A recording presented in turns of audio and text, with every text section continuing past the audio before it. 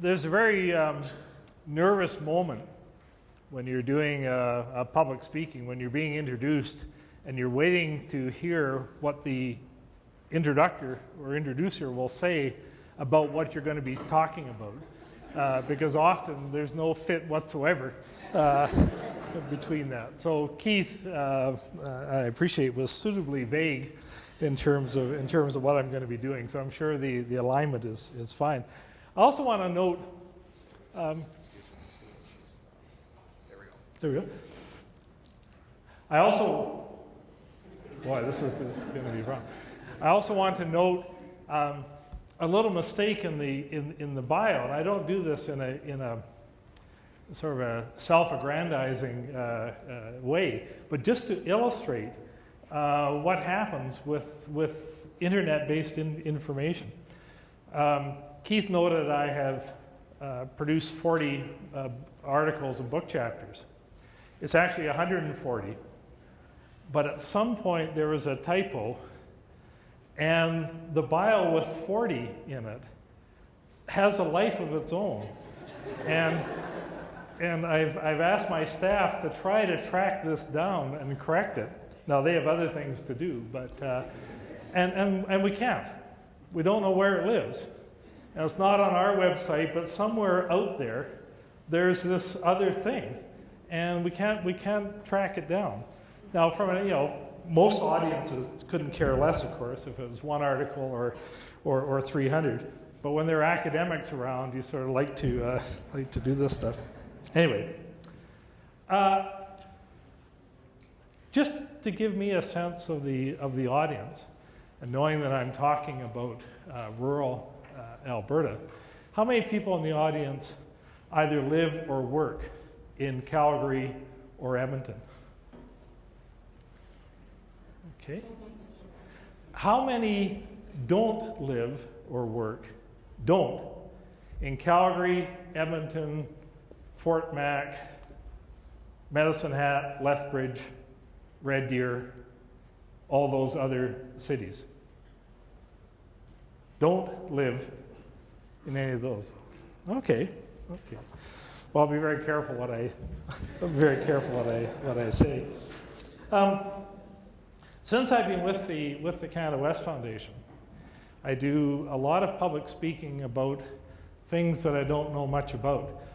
When I was an academic, I tended to speak to small audiences where I knew far more than the audience knew. At least in a classroom environment, you assume that. And the students assume you know more than they do. And you can sort of coast by on that. So I was used to being, in my academic life, as being an expert. Now, because the Canada West Foundation operates across such a broad policy domain, I'm continually speaking to audiences who know far more about the topic than I do. And I suspect I'm back in this environment today, talking about rural Alberta and being a hardcore urbanite, even worse, a suburbanite, I suppose, from Calgary. So let me begin by demonstrating my rural roots. And I do this in a way that, because I want to come back to this, one of the principal themes of what I'm talking about. I did not grow up on a farm, but I grew up in a small town in British Columbia. My grandfather came into the area by oxen to homestead. This is an area in northern British Columbia. My grandmother was brought out by a real estate developer in Burns Lake because they wanted to be able to have real estate ads showing that there were really white women living in that area. And so she was brought out by PEI to be a school teacher, but her real purpose was to be the poster girl for a real estate company in northern BC. So I was born and raised in Prince George, about 3,000 people at the time. Not exactly rural, certainly not urban in any contemporary meaning of the word. So grew up in a small town environment, but like so many people, I fled. As soon as I got my grade 12 graduation, I fled to the bright lights of Vancouver, then on to the bright lights of San Francisco, and then finally washed up on the shores of Calgary in 1973. So my street cred in terms of talking about rural Alberta is not great. But what I really want to focus on is this interface between rural and urban Alberta. So I'm here almost in an odd way as an emissary, if you want, from urban Alberta. I don't bring gifts. In fact, I probably bring a few words of comfort. And I want to come back to this notion of a rural background as I get into my presentation. So let me start with a couple of snapshots that have been important to me in thinking about rural Alberta, or the rural part of Western Canada. First snapshot, City of Calgary. Calgary is now the third most ethnically diverse community in Canada by a significant margin. Now, Edmonton is not far behind, but if you look at any measure of ethnic diversity, percent of the population that's visible minority, percent of the population that's immigrant, percent of the population born outside the country, whatever it is, Calgary is the third most diverse city in Canada. Vancouver is the most, Toronto is very close behind, and then comes Calgary. And then a little bit back is Edmonton, and far down the road come cities like Montreal, Ottawa, Hamilton. Now, why is this important? Well, it's important, first of all, to note the dramatic change that's taken place. There was a census done in Calgary in 1955, an informal City of Calgary census, and they found that one person in every 555, one in every 555 was non-white in Calgary in 1955. Think now of the transformation, 55 years later, third most ethnically diverse city in Calgary. 22% of the city, visible minorities. Dramatic change. So hold that picture. The second picture comes from early work with the Alberta government on the land use framework, which some of you are probably familiar with, in terms of trying to develop a comprehensive land use framework for the province of Alberta. I was involved running the initial set of focus groups across the province in terms of what are the sort of issues, concerns, values, aspirations people bring to land management within Alberta. So there are about 180 people involved in this process over a couple of months. And I was struck by the passion that people brought to land use issues. And I was also struck by the way they referred back all the time to their deep personal connections to the land. They talked about camping with their fathers. They talked about fishing experiences on the Bow River. They talked about a landscape that was alive and vital to them and to their family and to their history. And it was a tremendous opportunity. But not one person from the new ethnic and immigrant communities was present in that process. Not one. It looked like the population from Calgary in 1955. Now, these weren't totally different worlds, because a lot of the land use people live in Calgary and Edmonton and other major cities, but nonetheless, the land use framework people were talking about an Alberta landscape that was so important to them, and in the meantime, we have this urban population developing that's in a different world entirely. And I'm guessing, only guessing, that for many of the people within that new immigrant community, the thought of camping out in rural Alberta was about the last thing you'd want to do. And the thought of fishing on the Bow was about as unattractive as one can get. So, a bit more context then. We hear all the time about how the world in Canada is becoming more and more urbanized. Right? The world reached an interesting tipping point about 2 or 3 years ago, where now 50% of the global population is urban. 50%. In Canada, the figures, depending a little bit on how you count it, sit around 80% of the population is urban. And Alberta, although people outside the province often don't recognize this, Alberta is one of the most urbanized provinces in Canada. Just a little bit behind Ontario. Really a counting error behind Ontario.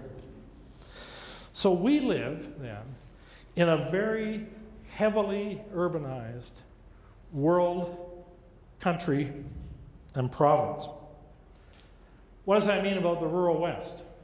Well, first of all, it means that the rural communities are shrinking in a proportionate sense.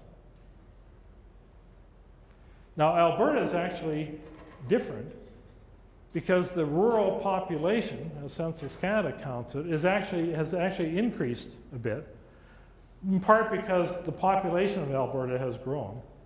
Across the rest of Canada, the rural population is not only shrinking proportionately, but absolutely. In Alberta, the shrinkage is proportionate, but not absolute.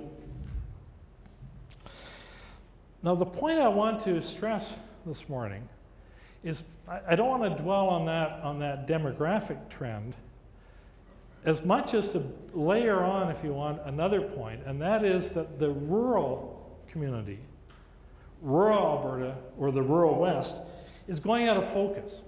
It's not just a matter of shrinkage. It's a matter of becoming less and less distinct in the eyes of urbanites, but also, more importantly, as an analytical category. In other words, the lines between urban and rural are becoming very hard to see, are becoming very blurred. Now, none of this is particularly new to this audience. You live with it sort of day in and day out in your work. But nonetheless, it's important to stress how elusive the notion of rural has become, particularly to people living in an urban environment. So what do I mean by this, by going out of focus? Well, think for a sec. The size of rural Alberta changes dramatically depending on the day of the week and the hour of the day. What happens on Monday morning? Rural Alberta moves to Calgary and Edmonton. What happens on Saturday?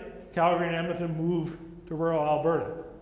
So rural Alberta is very different on the weekend than it is on Monday. But what does this mean when we talk about rural Alberta?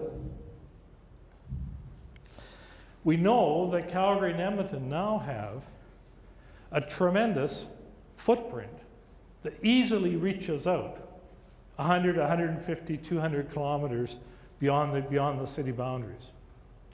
Something that wouldn't have been possible in the past, but is certainly possible today. We have rural residential. What does rural residential mean? Well, it basically means you're a Calgary lawyer living outside the city. You want a pastoral rural background. You want to look out your window at a vista. You certainly don't want a hog farm. You certainly don't want heavy equipment. You don't want big trucks. You might want a sort of a fruit tree and an animal of some sort. Not a pig, but an animal of some sort, a dog, a cat, or something. That's rural Alberta. But it's a very different kind of rural Alberta.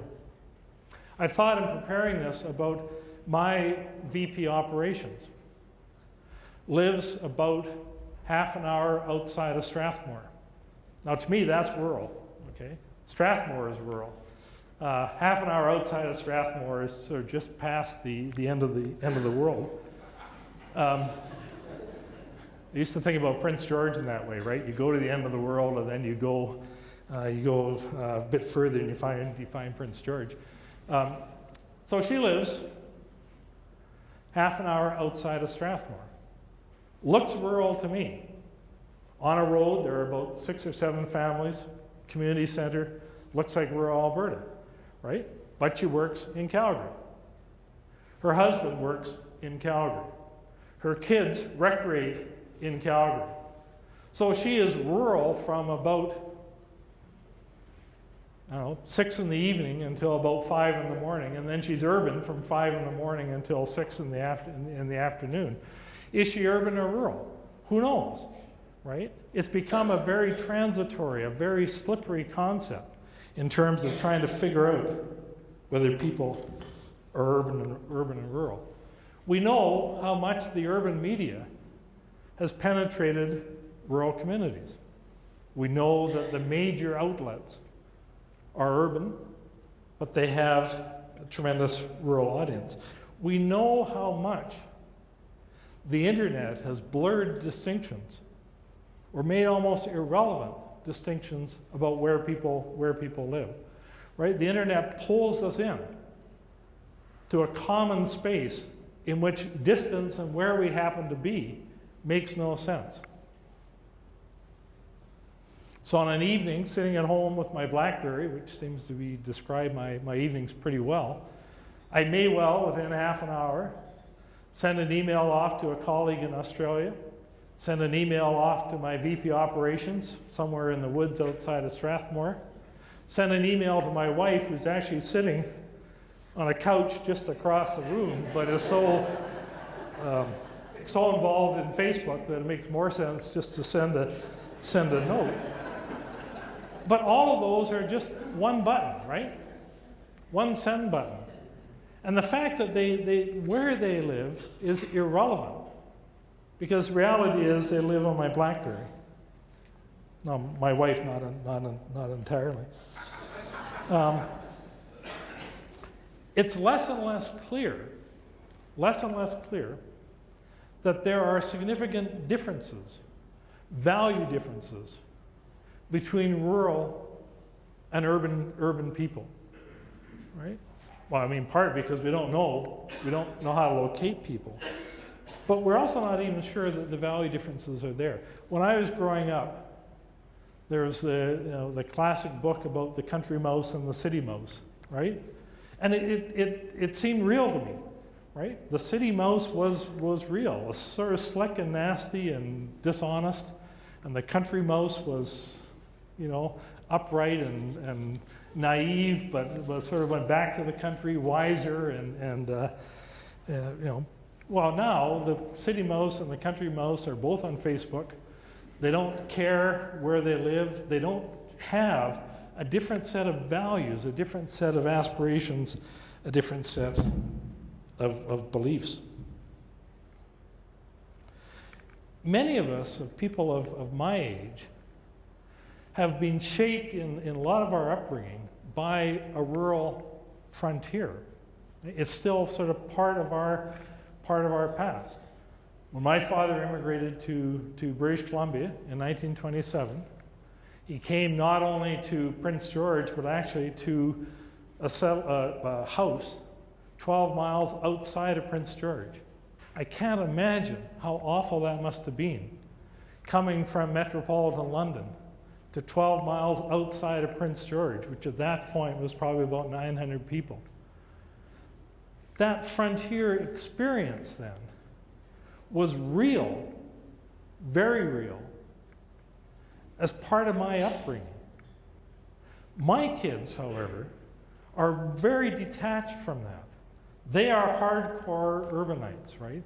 They kind of drift at night from coffee shop to coffee shop. Their idea of getting out, into the broader Alberta is to sort of go to the south end of Calgary, which you almost need a visa to get to these days. But their connection with the frontier, which was real to me, is so limited, so slight. And their kids, if they ever get off their butts and have kids, will have no connection whatsoever. And so the reason I stress this is that in the past, there were deep family connections between rural and urban. People who lived in urban environments in Calgary were people who had connections, family ties, back into rural Alberta. They had aunts and uncles and parents who lived in rural Alberta. So there is an organic integration between the two. That's attenuating, that's weakening. And then it's also been weakened by the fact that Alberta has grown so much through migration and immigration. And the people who come to Alberta have come generally from urban environments. They have no connection to Alberta's rural past. They have no interest in Alberta's rural past. Their family connections go back into urban centers in other parts of the country, or they go back to urban centers in other countries. They are hardcore urbanites. What attracted immigration in the past to Alberta were the advantages offered by rural life. It was land. It was the ability to have a quarter section, a section, multiple sections of land. That's what drove immigration into Alberta. It doesn't drive immigration into Alberta now at all. It's urban environments that drive that immigration. I'll come back to immigration in just a sec. So, why am I harping away on this? Why is it important? Well, one consequence of rural Alberta going out of focus is it becomes less and less useful as an analytical concept. Less and less useful as a container for people, for ideas, for data, for values. It's not new to this audience, but the point I'm trying to make is that in the past, rural meant something. Today, it's less and less clear what in the world rural means. Think for a sec about the diversity of rural communities. About 10 years ago, the organization I run, the Canada West Foundation, launched a 9-year project looking at big cities in Western Canada. So this was a study that looked at Vancouver, Calgary, Edmonton, Regina, Saskatoon, and Winnipeg, 6 big cities. They're not identical by any means. You know, Calgary is not Regina, and Regina is not Winnipeg, and so on. But they have a fairly common set of concerns, operational questions, political questions, taxation questions. In other words, it's fairly easy to come up with an agenda that fit those 6 cities, to talk about things that were held in common. Well, then the foundation was pressured to say, well, if you're doing the urban West, why don't you also do the rural West? And one of the things that we ran up against, of course, was the tremendous variability in terms of the rural West. What was a common agenda that knit together Brandon and small towns in Saskatchewan and Lethbridge? We'll come back to Lethbridge as the rural West in just a sec. The diversity is staggering when you look at communities outside the larger cities. And we had to say, well, we couldn't really get the money for it, but more importantly, it was so difficult to come to grips with the diversity of the non-urban population. We just ended up throwing up our hands. We know that some of the most impoverished communities in Alberta are rural. We also know that some of the wealthiest communities in Alberta are rural. You look at the rural communities surrounding Calgary, and you're basically looking at the landed aristocracy of England in the 15th and 16th century, right? The amount of wealth in the rural belt around Calgary is staggering. But what does Springbank have to do with communities in the remote north or the remote south? we're finding, and here there are people in the room, particularly Farron and Keith, who know more about this than I do, we're finding in survey research that the notion of rural residents is becoming increasingly problematic. It's this odd sort of residual category. So when you see a voter survey in the Calgary Herald, the front page story will often say, you know, in Edmonton, you know, 22% support the Premier. In Calgary, 7% support the Premier. And in rural Alberta, it's whatever percent. Rural Alberta, what in the world are they talking about? Well, they're talking about Lethbridge and Red Deer and Medicine Hat and on, and then maybe a few people here and there they happen to catch in their net who live outside those communities. In other words, rural has become a residual category in survey research that has almost no meaning. It's a lump of very diverse communities and individuals. And the concern, and this is, I guess, part of your life more than mine, the concern is that rural ceases to be an analytical category, a conceptual category that carries a lot of meaning. What does it mean in Alberta? Well, I gather, in terms of this organization, it means not Edmonton and not Calgary.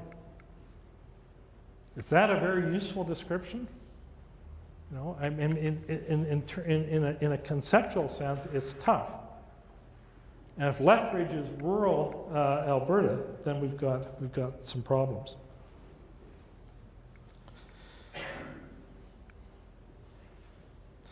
Now, why is this an issue? Why should we care if the rural West or rural Alberta is going out of focus? Well, my concern is based on the assumption that how the urban electorate sees rural Alberta is of fundamental importance going forward. Because that connection between the urban electorate and the countryside is going to be important in terms of issues such as land stewardship, how we manage our natural resources, how we manage the landscapes and opportunities within this province. That it matters how the urban population sees the rural West. If we're going to keep stewards on the land, and I'm obviously not talking about Lethbridge, I'm not talking about Red Deer, but if we're going to keep stewards on the land, if we're going to manage the landscape successfully, then there has to be a sense of identification between the urban electorate and rural communities. We have to build up, I would suggest, those linkages. We have to reestablish those linkages, which are so much a part of our historical experience. I think there's a real risk to the province and to all Albertans if somehow rural communities are not healthy and vibrant and attractive. You have to ask, will urbanites put up the cash required to pay for the kinds of ecological goods and services that are provided by rural communities and by the countryside? They will, if rural Alberta is seen as part of their world, part of their community. But there's a risk that that won't happen. So as I said before, the links between urban and rural Alberta used to be strong, used to be familial, used to be powerful. They've now attenuated, they've now weakened in a lot of ways. And so the question is, can they be rebuilt? Can we reestablish those linkages? Let me mention a couple of things here that I think have some potential, but also some problems. We're hearing more talk these days about food security issues, about the importance of going forward, the importance of having a secure agricultural base going forward. Now, we actually haven't worried about that for a long time in Canada. We basically export food, and we haven't worried about food as being plentiful. Food security is an issue that doesn't really sort of penetrate our thinking. But it may, in the future, play more of a role. And it may be that if people become concerned about food security, they'll also become concerned about the vitality and the prosperity of rural Alberta. Here I also note the 100-mile diet.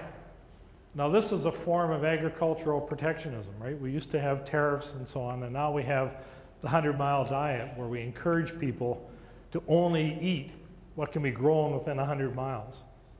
I find the notion of a 100-mile diet quite terrifying. Growing up in Prince George, a 100-mile diet meant basically potatoes, turnips, and parsnips, okay? And then for 2 weeks a year, it meant Okanagan fruit when we could get it. But of course, that's more than 100 miles away. So if you live in northern British Columbia, a 100-mile diet is the worst possible thing you can imagine. But a 100-mile diet is one of those things of trying to build connections between an urban population and the landscape that produces the food that they eat. I think it's important.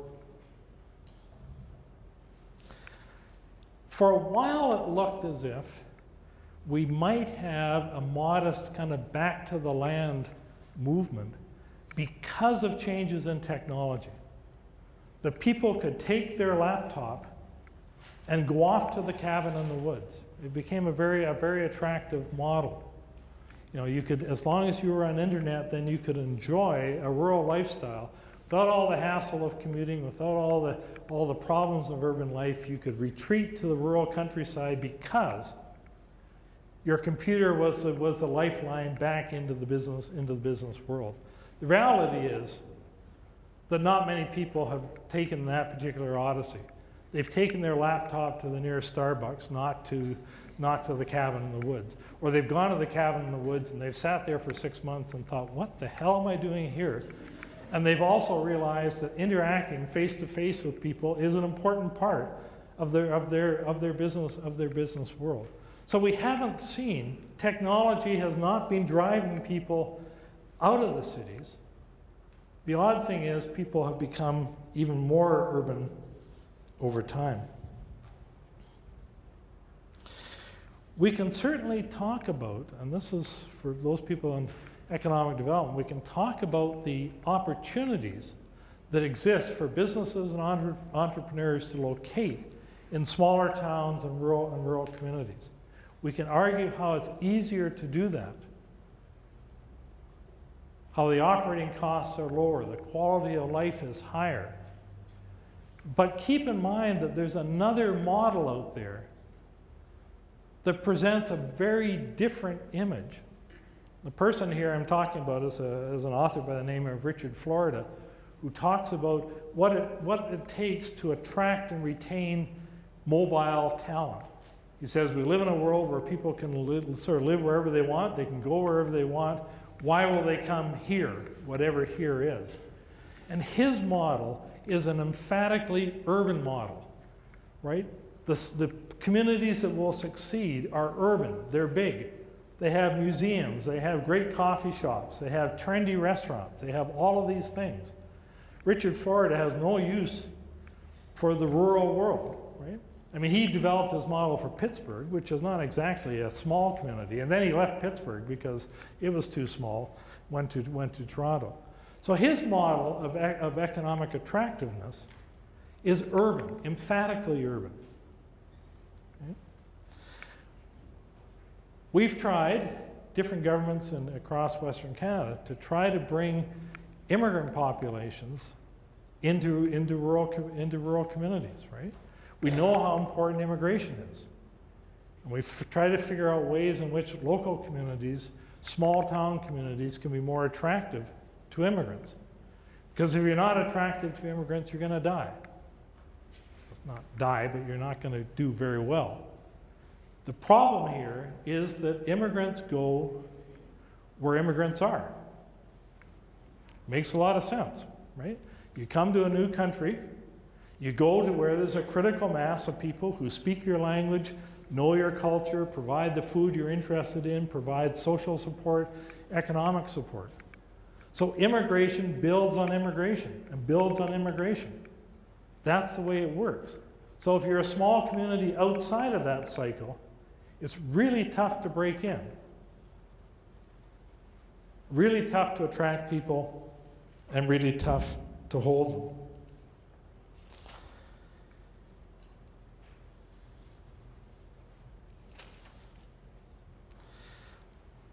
I think,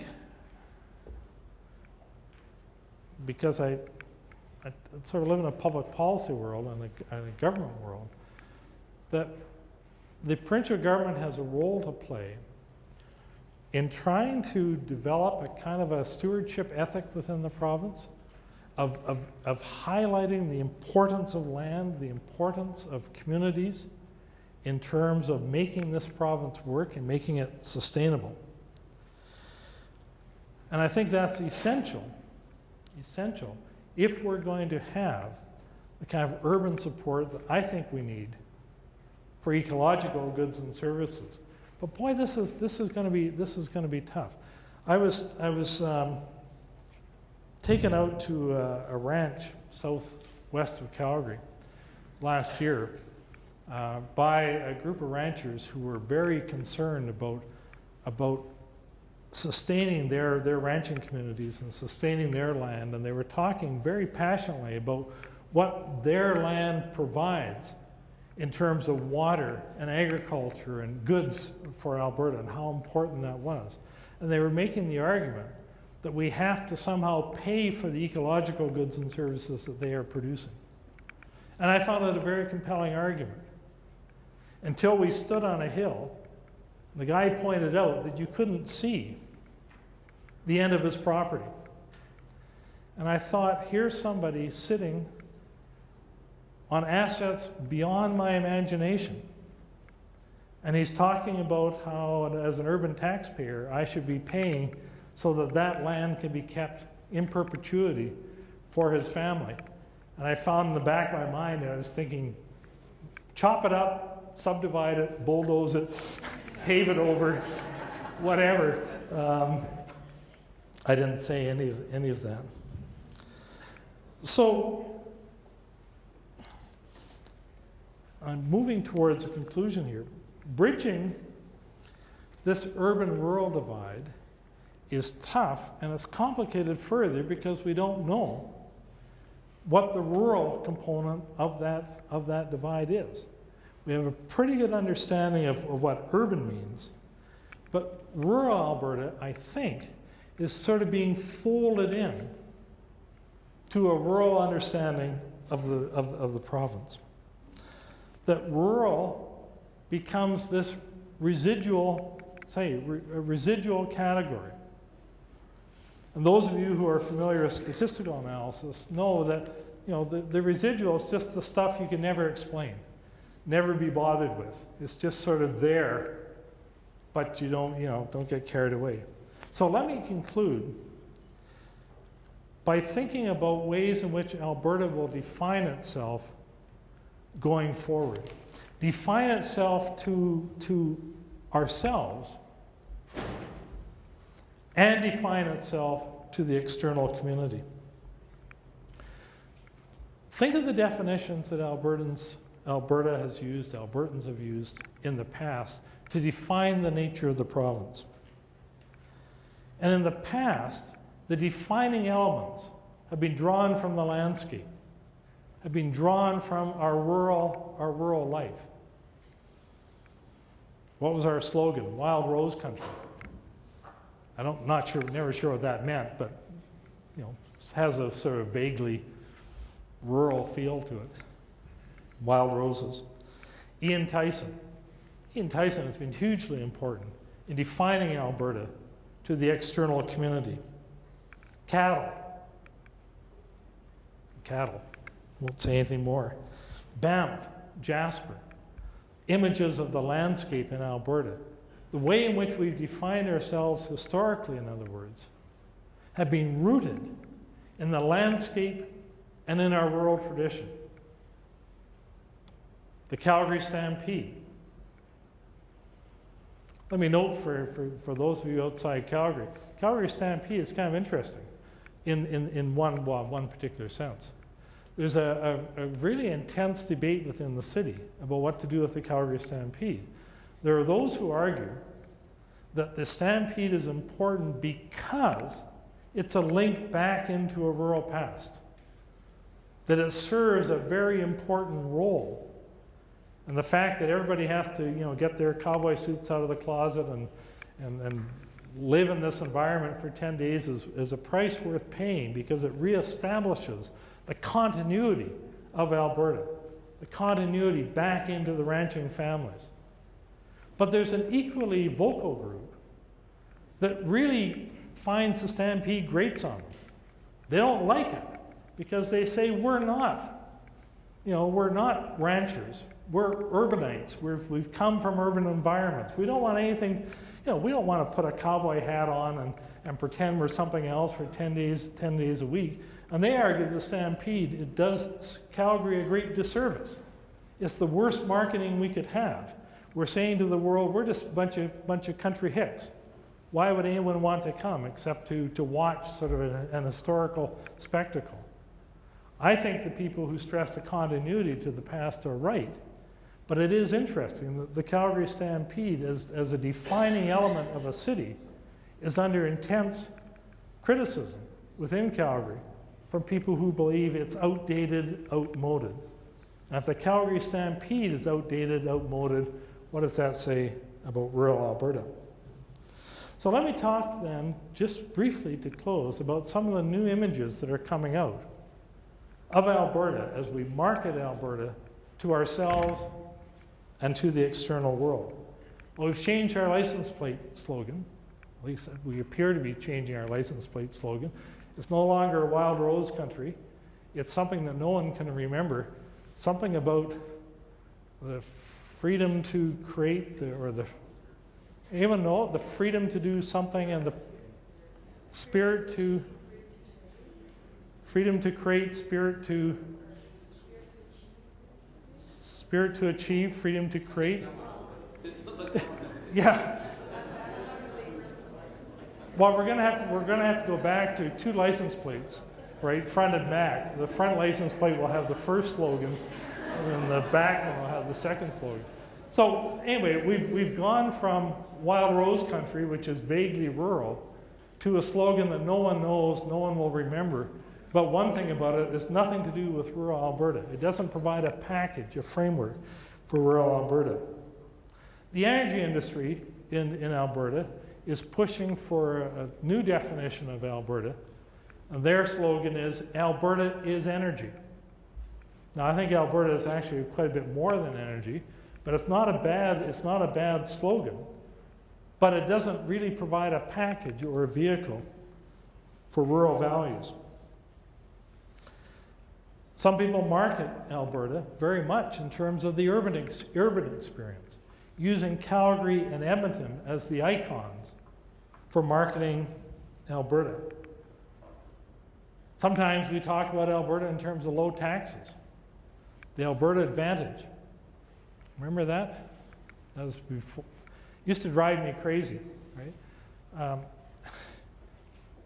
When I get up in the morning, and if I stand on my tiptoes, I can see the Rocky Mountains from my bedroom. And on a morning like today, it's a spectacular view. Now, I can only stand on my tiptoes for so long, but it's a spectacular view. That's what starts my day. I don't recall ever getting up in the morning and thinking, I don't have a provincial sales tax. God, I'm so lucky to live in this province, right? But for a while, we defined Alberta as a tax haven, and I always thought it didn't connect with what connects me to Alberta. Alberta may be defined by the oil sands, not necessarily in a positive way, but that's another definition that's being imposed on Alberta. We used to be defined as perhaps a hockey town, a hockey province. Remember, Edmonton is the city of champions. Okay, well, hockey is a distant memory, certainly in Edmonton and increasingly in Calgary. The point here is that these new sort of definitions of Alberta, these new images of Alberta, don't provide a lot of room for the rural dimension of Alberta life. They take us in different directions. They begin to define our future and our image in different ways. And even the national parks don't serve to capture the working landscapes of Alberta and the working communities of Alberta that are so important.